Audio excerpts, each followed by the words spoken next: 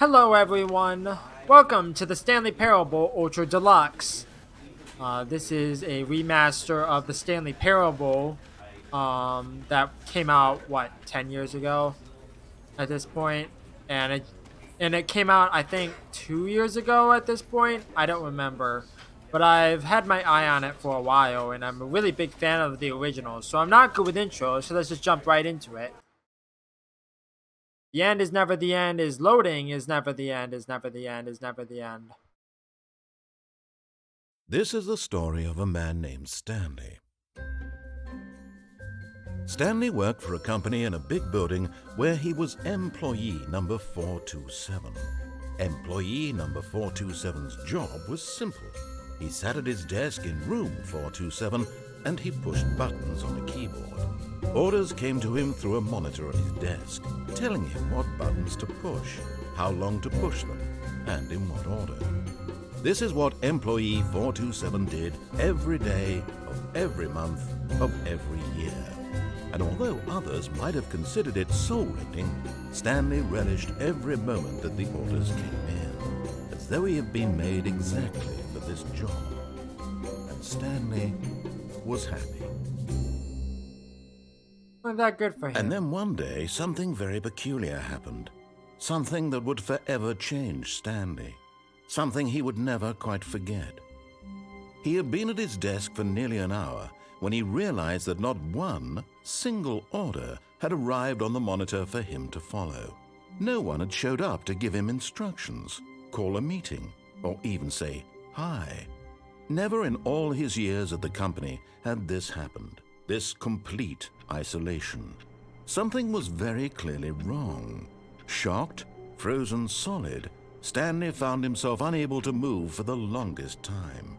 But as he came to his wits and regained his senses, he got up from his desk and stepped out of his office. Right then, jump right into it. I hate Mondays. Okay, Garfield. But Stanley simply couldn't handle the pressure. What if he had to make a decision? What if a crucial outcome fell under his responsibility? He had never been trained for that. No. This couldn't go any way except badly. The thing to do now, Stanley thought to himself, is to wait. Nothing will hurt me. Nothing will break me. In here I can be happy forever. I will be happy. Stanley waited. Hours passed, then days. Had years gone by? He no longer had the ability to tell. But the one thing he knew for sure, beyond any doubt, was that if he waited long enough, the answers would come. Eventually, someday, they would arrive. Soon, very soon now, this will end. He will be spoken to. He will be told what to do. Now it's just a little bit closer. Now it's even closer. Here it comes.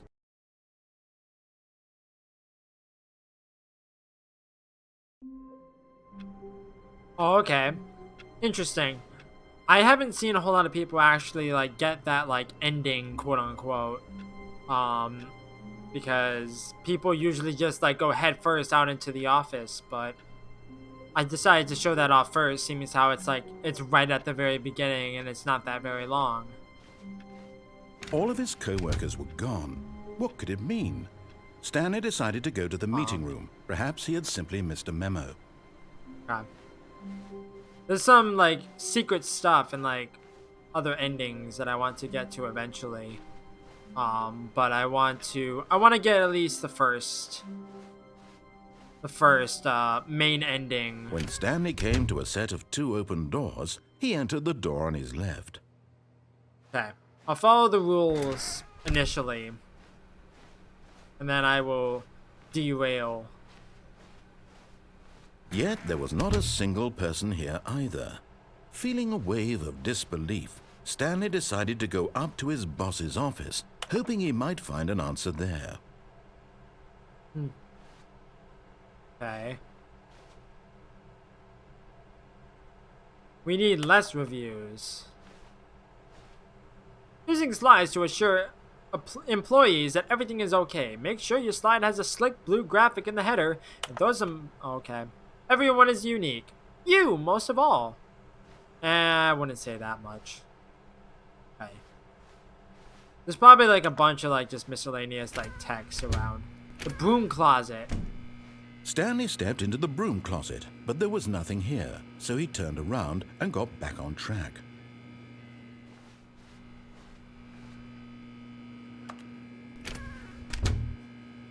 No. There was nothing here. No choice to make, no path to follow, just an empty broom closet. No reason to still be here. The broom closet ending is my favorite.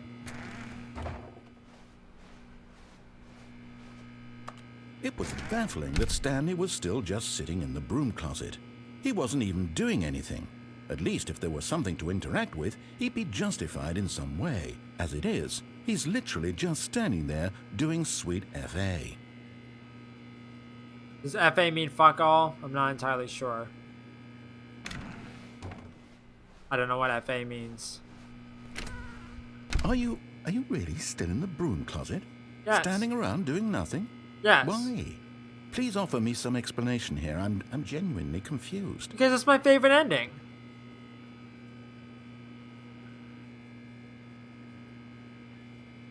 You do realize there's no choice or anything in here, right? If I'd said Stanley walked past the broom closet, at least you would have had a reason for exploring it to find out. But it didn't even occur to me because literally this closet is of absolutely no significance to the story whatsoever. I never would have thought to mention it. I don't know, man. But I know something happens if I just stay in Maybe here. to you this is somehow its own branching path. Maybe when you go talk about this with your friends, you'll say, "Oh, did you get the broom closet ending? The broom closet ending was my favorite." I hope your friends find this concerning. I don't have any friends. So ha, in your face. Stanley was fat and ugly and really, really stupid. Hey, He that's probably not only nice. got the job because of a family connection. That's how stupid he is. That or with drug money. Also, Stanley is addicted to drugs and hookers. Or ain't that good for him? He can do whatever he wants with his life. Don't tell him what to I've come to a very do. definite conclusion about what's going on right now. You're dead.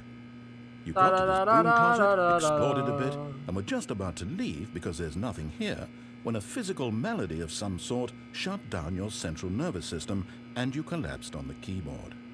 Well, in a situation like this, the responsible thing is to alert someone nearby so as to ensure that your body is taken care of before it begins to decompose.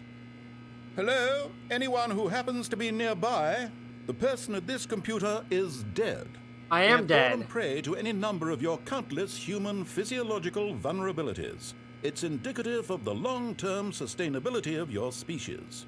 Please remove their corpse from the area and instruct another human to take their place, making sure they understand basic first-person video game mechanics and filling them in on the history of narrative tropes in video gaming, so that the irony and insightful commentary of this game is not lost on them.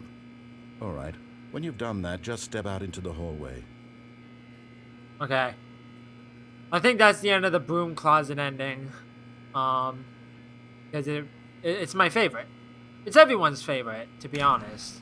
Ah, second player. It's good to have you too. Unbelievable. I'm at the mercy of an entire species of invalids. Perhaps there's a monkey nearby you can hand the controls to. A fish? Fungus? Look, you can hammer out the details. I'm not particularly picky. I'll just be waiting for when you're ready to pick up the story again. Nice. Okay, now I think that's the end of the broom closet ending, but I could be wrong.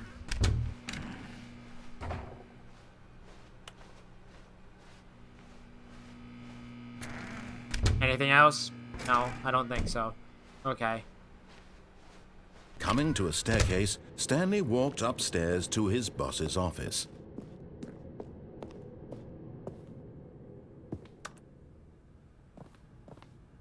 The executive bathroom. Ooh. To be rich, is it a crime? To commit crimes, isn't it rich? What a life it would be to have to pick just one. Extreme bathrooms and Time magazines. What does that say? I can't tell. It's a nice building. No reflection. I'm a vampire. Or a ghost. Aww.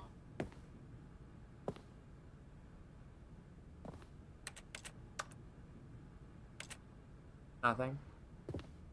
Nothing here at all.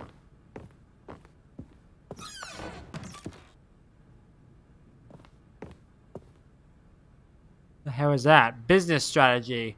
That poor panda. I've never seen that painting before. Okay. I'll come back here later. What does that say?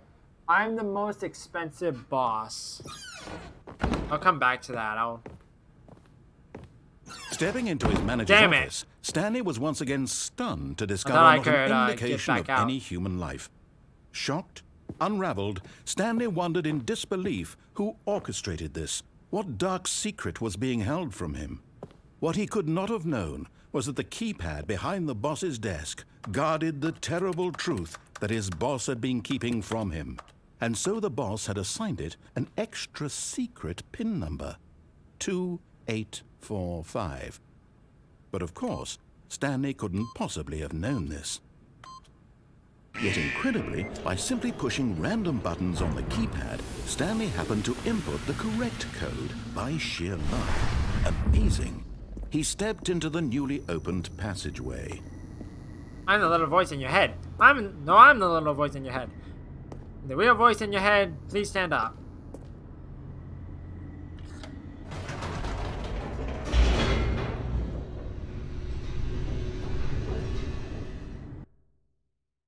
Loading. The end is never the end. Descending deeper into the building, Stanley realized he felt a bit peculiar. It was a stirring of emotion in his chest, as though he felt more free to think for himself, to question the nature of his job. Why did he feel this now, when for years it had never occurred to him? This question would not go unanswered for long. Righty then. Stanley walked straight ahead through the large door that read Mind Control Facility. Escape? I'll follow the rules for now.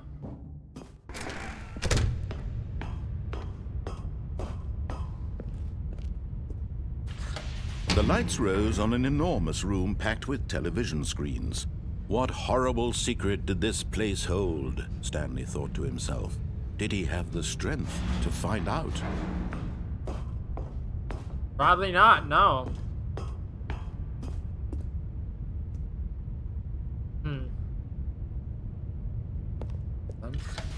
Now the monitors jumped to life, their true nature revealed. Each bore the number of an employee in the building. Stanley's It's my office right there, co-workers. right? The lives of so 427 many or something? individuals reduced to images on a screen, and Stanley, one of them, eternally monitored in this place where freedom meant nothing.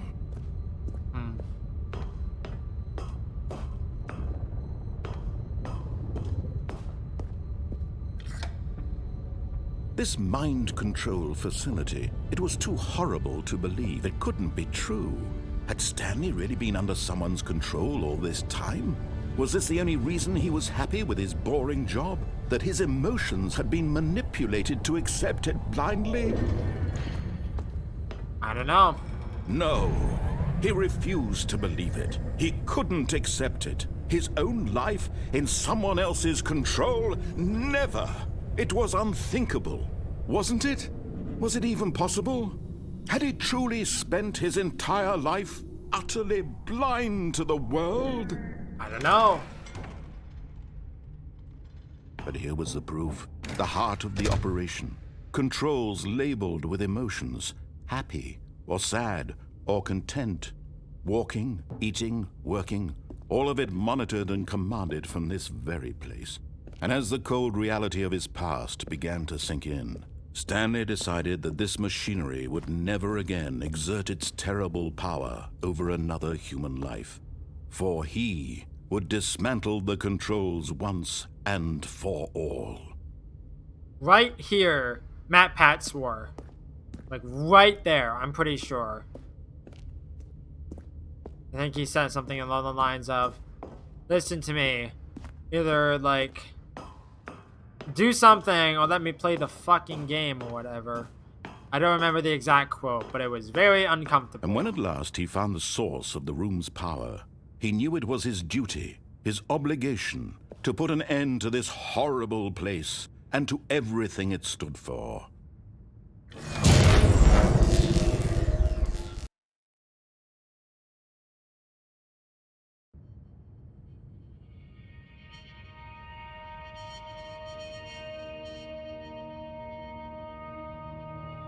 Blackness and a rising chill of uncertainty.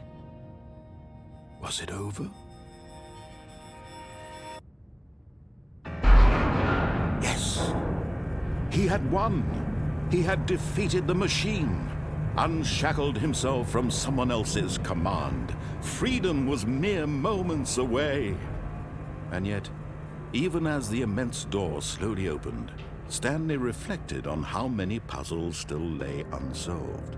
Where had his co-workers gone? How had he been freed from the machine's grasp? What other mysteries did this strange building hold? But as sunlight streamed into the chamber, he realized none of this mattered to him, for it was not knowledge or even power that he had been seeking, but happiness. Perhaps his goal had not been to understand, but to let go. No longer would anyone tell him where to go, what to do, or how to feel. Whatever life he lives, it will be his. And that was all he needed to know. It was perhaps the only thing worth knowing. Stanley stepped through the open door. It's interesting because, like, at the very beginning, the narrator's like, Stanley was happy pressing buttons all day for basically his entire life. And now he's like, now he's feeling happy, like going out into the world, away from this facility or whatever.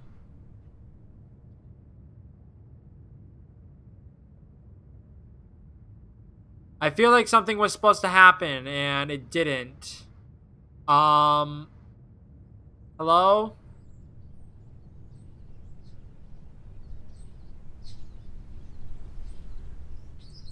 I feel like there was supposed to be a cutscene. Uh-oh.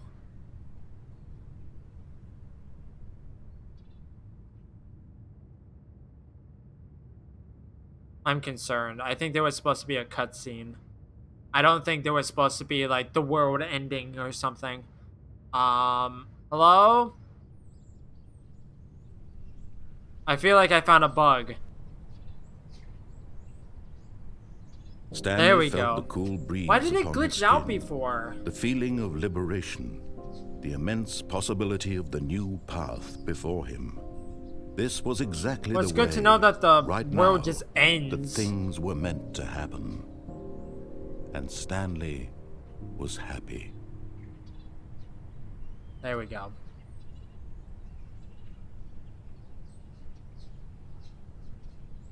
I beat the game. Well, thanks everyone for watching. I guess this is gonna do it for the Stanley Parable. No, I'm kidding. There is more stuff to see. All of his co-workers were gone. What could it mean? Oh, please. Are you really just doing this for the achievement? Yes. Click a door 5 times. Is that all that you think an achievement is worth? No, yes. No. I can't just give these merits away for such little effort. A measly 5 clicks. Now suppose you were to click the door 20 times. I would say that's the kind of effort that warrants recognition. Okay. 1, 2, 3, 4, 5, 6, 7, 8, 9, 10, 13, 14, 15, 16, 17, 18, 19, 20. I have to say, I'm still not feeling the satisfaction of witnessing true effort for a noble cause. Perhaps 50 clicks will do it. Yes, almost certainly 50 I'm not gonna bother counting. Just gonna click.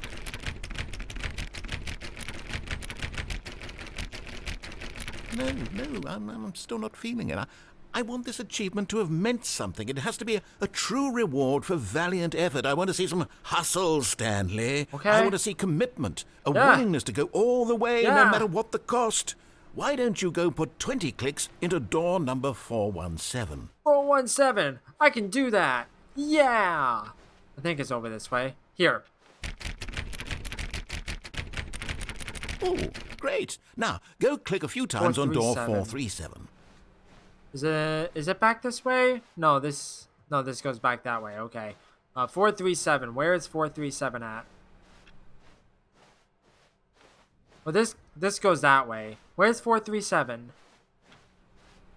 Don't know. 437. Oh, here. Excellent. I think we're getting somewhere. Now, door 415. Let's give it 10 clicks or so. 415. 415. I can do that. 415. It's over this way. Right here. Now, back to door number 437. Really feeling it, Mr. Krabs. Are you feeling it now, Mr. Krabs? I'm not sure. Let's see. How about you click on, well, I don't know, the copy machine? All right, back to room 417. I'm really feeling it now. I think we're getting somewhere. Yeah, we can do this. Okay, now go climb on employee 419's desk. Okay. Yes! This is great! You're putting it all on the line, Stanley. I like that. All right, let's keep it up. Go give me a few clicks on door 416. 416. We've almost got it! Now okay. The copy machine, do that one again! Okay. I love the narrator so much. Finish it off, Stanley! 5 clicks on door 430! 1, 2, 3, 4, 5! Yes! We did it! Oh, wow. That felt amazing. Yeah! Oh, you really earned it, Stanley. Nothing could hold you back. Yes, I'm very proud of how far we've come today. Just think, only a few minutes ago you believed an achievement was worth 5 little clicks. Really now, what were you thinking? When Stanley came to a set of 2 open doors, this was not the correct way to the meeting room, and Stanley knew it perfectly well. Perhaps he wanted to stop by the employee lounge first, just to admire it. Ah, yes, truly a room worth admiring. It had really been worth the detour after all, just to spend a few moments here in this immaculate, beautifully constructed room. Stanley simply stood here, drinking it all in. Let's hydrate. Hydration break. Yes, really, really worth it being here in the room. A room so utterly captivating that even though all your co-workers have mysteriously vanished, here you sit looking at these chairs and some paintings. Really worth it. There are very nice chairs and paintings, I can tell you that much. I really do like the plant, though, that's just in the corner. Room bordered on creepy and reflected poorly on his overall personality. It's possible that this is why everyone left. Hey, I didn't do nothing, man. Cold drink. $1.25. Stanley sat around waiting for more dialogue. But when a long time had passed and there was no more, he decided that the game was trying to send him a message. I don't know what message the game is trying to send, because this room is very nice. I really do like this room. This room is very cool. There's a notepad. I don't know what that's about. Oh, it's a working clock. I don't know what the real life time has to do with anything. I had to put it in before I started up the game, but I'm not entirely sure. Can I drink the coffee? No? Okay. But at last, he'd had enough of the amazing room and Go took back. the first open door on his left to get back to business. No.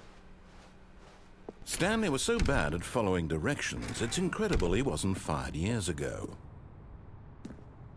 Oh, okay. Now getting in that door.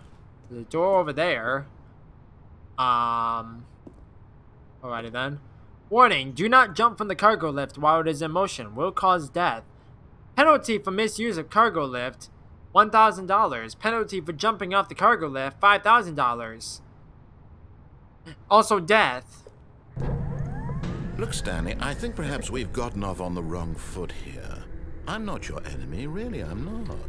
I realize that investing your trust in someone else can be difficult, but the fact is that the story has been about nothing but you all this time. There's someone you've been neglecting, Stanley. Someone you've forgotten about. I'm not gonna jump yet. Please, stop trying to make every decision by yourself. Now, I'm not asking for me, I'm asking for her. This is it, Stanley. Your chance to redeem yourself, to put your work aside, to let her back into your life. Ooh. She's been waiting. The eldritch monster in this door? That's her, Stanley. You need to be the one to do this, to reach out to her. If you can truly place your faith in another, then oh, no, you can't. You just unplug the phone? Now, that wasn't supposed to be a choice. How did you do that? You actually chose incorrectly? I didn't even know that was possible. Let me double check. No, it's definitely here, clear as day. Stanley picks up the phone. He's taken to his apartment where he finds his wife, and the two pledge themselves to one another. Music comes in, fade to white, roll credits. Not picking up the phone is actually somehow an incorrect course of action. How is that even possible? None of these decisions were supposed to mean anything. I don't understand. How on earth are you making meaningful choices? What did you... Wait a second. Did I just see... No, that's not possible. I can't believe it. How had I not noticed it sooner? What? You're not Stanley. You're a real person. Yeah. I can't believe I was so mistaken. This is why you've been able to make correct and incorrect choices. And to think I've been letting you run around in this game for so long. If you'd made any more wrong choices, you might have negated it entirely. It's as though you completely ignored even the most basic safety protocol for real-world decision-making. Or did you Safety not protocol? grasp the severity of the situation? Well, I won't have that kind of risk on my watch. I'm going to stop the game for a moment so we can educate you properly on safe decision-making in the real world. Please observe this helpful instructional video. Choice. It's the best part of being a real person. Wow. But if used incorrectly, can also be the most dangerous. For example, in this scenario, a hypothetical real person named Rupert has a choice. He could invent a machine that eliminates food shortages across the world to make life better for all people. Or he could spend years of hard work forgetting how to read. Which choice would you make? Remember that unlike here, the real world makes sense, and at no time should you make a choice that does not conform to rational logic. If you find yourself speaking with a person who does not make sense, in all likelihood, that person is not real. Allow the person to finish their thought, then provide an excuse why you cannot continue talking. Turn to a partner and practice saying, "My goodness, is it 4:30? I'm supposed to be having a back, sack, and crack." What the hell does that mean? Excellent. Making choices on a regular basis is the best part to a healthy decision-making process.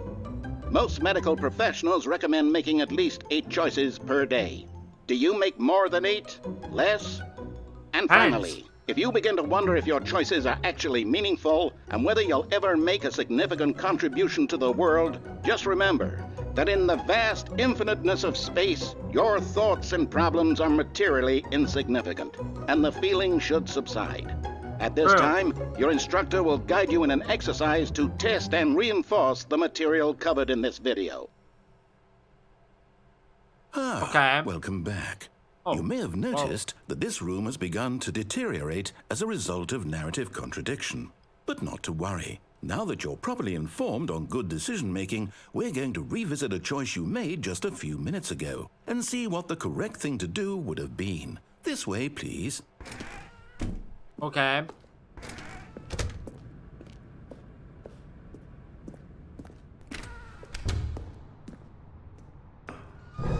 Now that we know your choices are meaningful, we can't have you jumping off the platform and dying. Imagine the main character dying senselessly halfway through the story. That story would make no sense at all. We just need to get you home as soon as possible before the narrative contradiction gets any worse. Unfortunately, it seems this place is not well equipped to deal with reality. Alrighty then. Can I get back on? No? Still can't get in that room. Okay.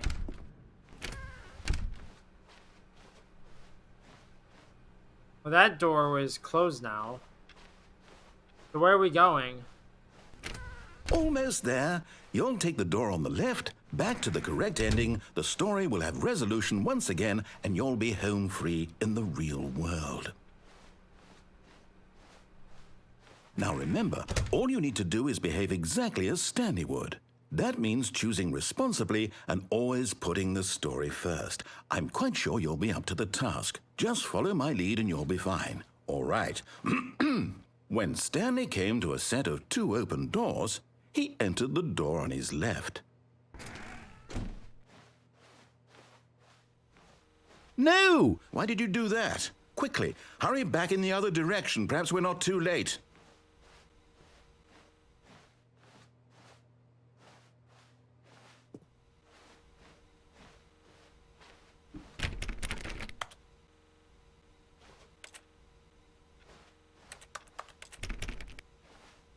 I don't think there's anything I can do here.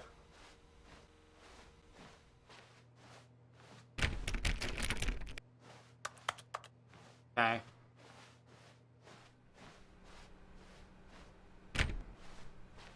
The door's still open.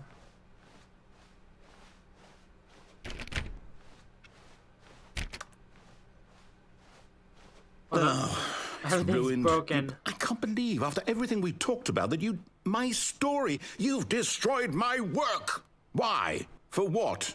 What did you get out of that? What did you think was so special about seeing the game undone, left here like so much garbage? It's worthless now. And what am I supposed to do? Even if there were a way to continue, would it be worth it? To know that my story is now incorrect? How can I go back to that? I can't erase that knowledge. I'll have to live with it forever, reliving its impossibility forever. I couldn't live that way. Is it better to shut the game down entirely? To willingly destroy all of my work? I don't know. What's the answer? What do I do? What do I do? What do I... No, I have to. I have to shut the game down. I have to. I have to. Oh, God.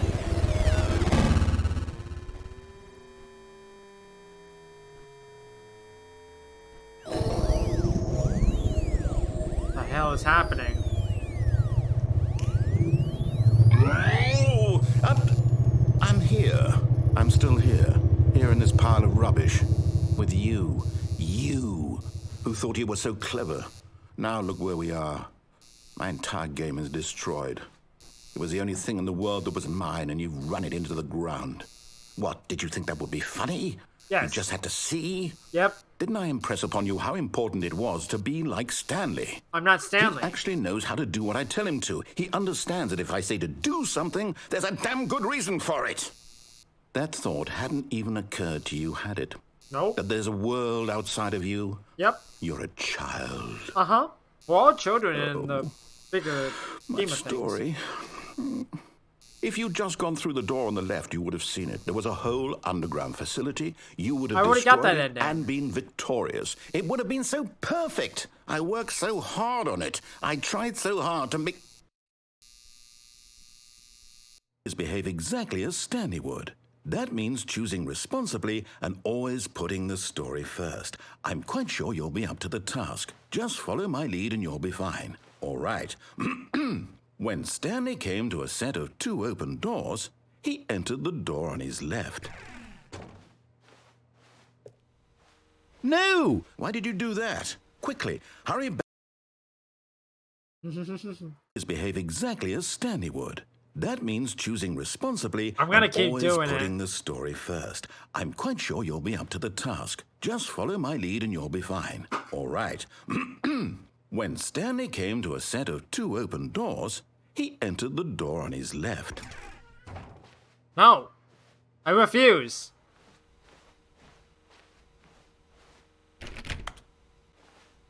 Oh, this time it didn't happen. Why did you do that? Quickly, hurry.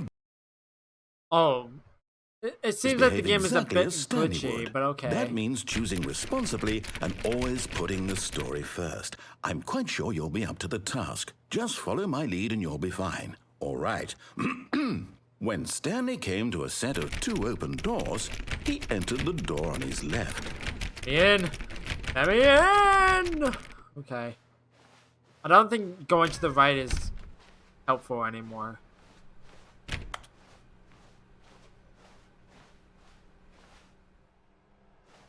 Yet there was not a single person here either. Feeling a wave of disbelief, Stanley decided to go up to his boss's office, hoping he might find an answer there. I think the broom closet ending would be blocked off if I'm not mistaken. Coming to a staircase, Stanley walked upstairs to his boss's office. Wasn't I able to walk downstairs before? Aww.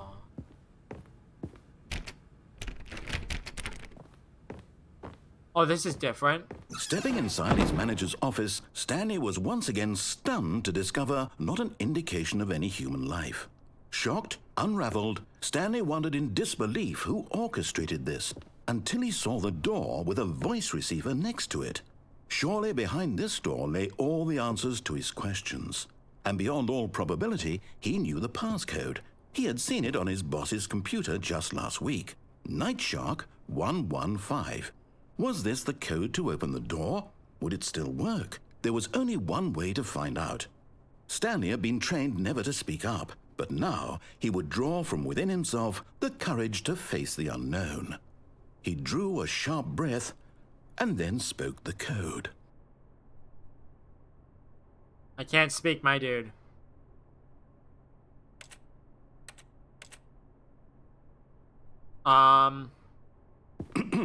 Stanley spoke the code.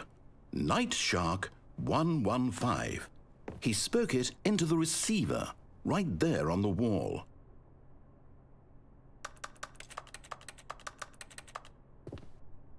I can't do anything. I'm sorry, is there a problem? Yeah, I'm You didn't mute. mishear me, did you? Please speak the code into the receiver. Otherwise, we can't get on with the story. This is a crucial step. You never gave me a voice.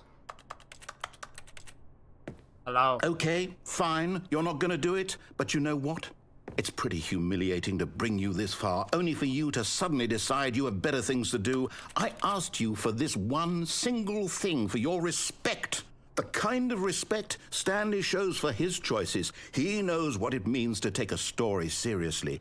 If you didn't want to see what I had to show you, then why did you come here? You had a choice, you know. You could have gone through the door on the right. You could have done whatever the hell you wanted over there. Why did you come this way? Speak. Say something to me. Explain yourself, you coward. You... Calm down, When sir. Stanley came to a set of 2 open doors, he entered the door on his left. Out of body experience. Stanley? Hello? Are you... Is everything okay? Stanley, please. I need you to make a choice. The end. I need you to walk through the door. Are you listening to me? Can you hear me? Is everything all right? Stanley, this is important. The story needs you. It needs you to make a decision. It cannot exist without you. Do you understand me? Whatever choice you make is just fine. They're both correct. You cannot be wrong here. We can work together. I'll accept whatever you do. I simply need you to take that step forward, please. Choose. Do something. Anything. This is more important than you This will is ever just know. sad. I need this. The story needs it. So, you hear me? Are you there? Are you listening to this? Stanley, are you there? Okay. It's okay, I can wait. You need time to decide. Time to make sure your choice is correct. That is the best choice. Sorry, Leroy. That's all right. I'll wait for you to decide what's the right thing to do. Take as much time as you need. Please tell me the game didn't just glitch again. Okay, good.